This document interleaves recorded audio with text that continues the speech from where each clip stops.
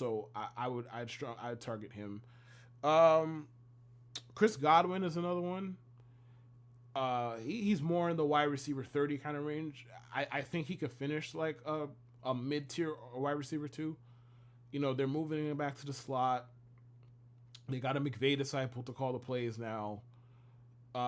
His best work has come from the slot, and I expect Tampa to be worse. So I expect them to be throwing the ball more.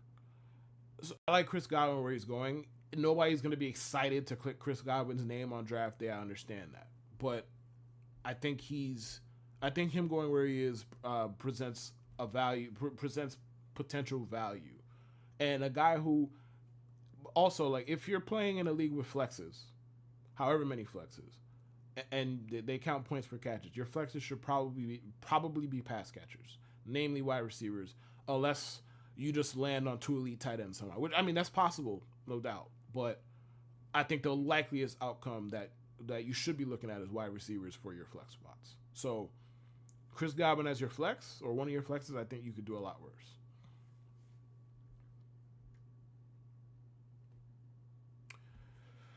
Uh,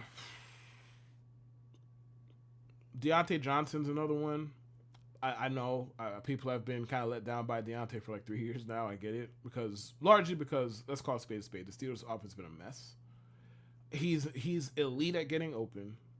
I understand sometimes he has concentration drops. I understand that his after the catch skills are lacking, but he's the X in Dave Canales' offense.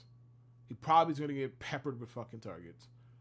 We assume that Bryce Young and them are going to look a little bit better in a more competent offense led by a more competent coordinator.